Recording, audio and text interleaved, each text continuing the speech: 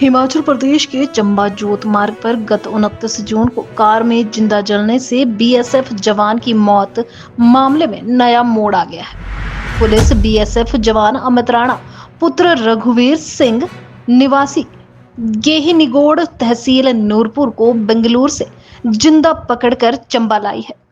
Car में BSF जवान के जिंदा जलने की घटना के बाद मौके के हालात और साक्ष्यों से पुलिस प्रारंभिक जांच से ही घटना को संदेह की नजर से देख रही थी।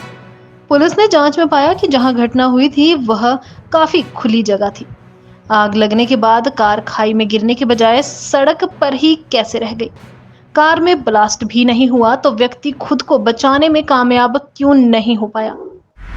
इन बिंदुओं के आधार पर जांच आगे बढ़ाई गई। जांच के दौरान पुलिस को आभास हुआ कि घटना को सुनियोजित तरीके से अंजाम दिया गया है।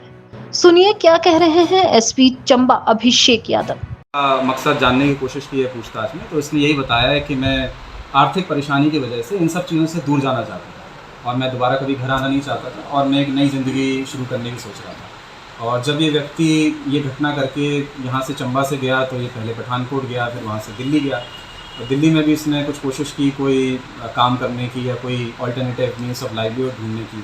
उसके बाद ये अहमदाबाद गया, वहाँ भी इसने कुछ कोशिश की और जब इसको कुछ समझ में नहीं आया तो फिर ये अपने मित्र के पास सदन साइड चला गया जहाँ पर ये उसके साथ ट्रक में पाया गया।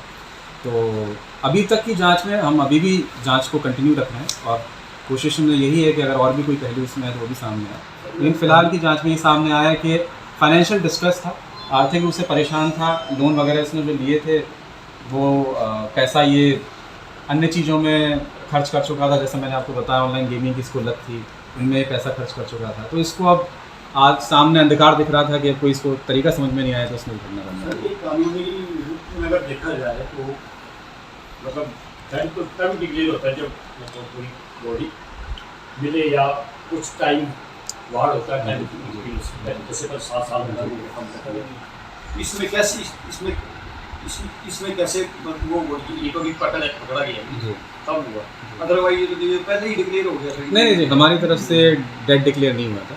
और इवन मैं आपको बताऊं कि बीएसएफ अथॉरिटीज़ में हमसे टच में थी और वो हमसे असरटेन करना चाहती थी कि इस आदमी की मृत्यु हुई है कि नहीं हुई। तो हमने भी आधिकारिक रूप से उनको कोई जवाब नहीं दिया और उनके जो कमांडेंट साहब से मेरी चर्चा हुई तो उसमें मैंने उनको ये बोला कि जांच का विषय है, क्योंकि इसमें डेड बॉडी ऐसी नहीं मिली है जिसकी हम शिनाख्त कर सकें।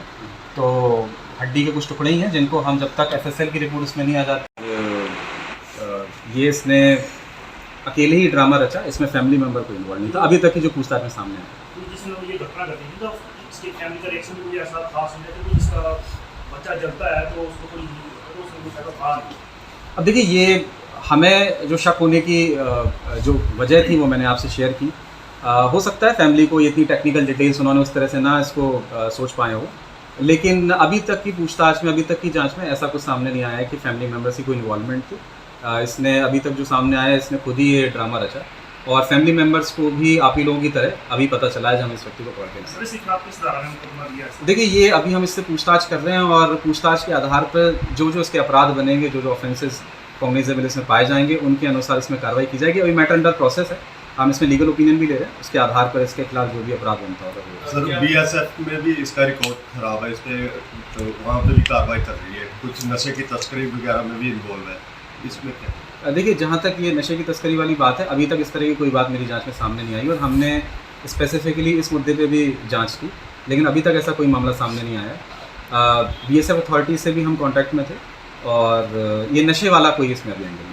सर, जो कार में उस टाइम बरामद हुआ था, जिसको बताया गया कि ये इसकी बॉडी का जो है वो पार्ट बचा हुआ है, वो किस चीज़ का था, वो क्या है? देखिए, जो बॉडी के रिमेन्स हमें गाड़ी में मिले थे उसमें जो एक प्रोमिनेंट चीज़ जो हमें मिली थी वो एक हड्डी का टुकड़ा था और जिसको हमने एफएसएल भेजा हुआ है जांच के लिए। हमने जब आरोपी से इस बारे में पूछताछ की तो उसने हमें ये बताया कि उसने कहीं से हड्डी का टुकड़ा उठाया था, कहीं से स्केलेटन का कोई रिमेन या मानव या जानवर, वो अभी जांच का विषय है, लेकिन इसने एक हड्डी का टुकड़ा या हड्डी के कुछ टुकड़े उठाकर गाड़ी में रखे थे, उसमें आग लगाई थी। सर, जब ये मामला सामने आया था तो जो भी लोग वो फोटो वगैरह देख रहे थे या मौके के जो हालात थे उसमें हर कोई, एक जनरल आदमी भी ये बोल रहा था कि ये ऐसा मामला नहीं है, क्योंकि गाड़ी साइड में खड़ी थी। सर, गाड़ी पूरी तरह से नहीं जली हुई थी, तो ये साफ लग रहा था ये साजिश है।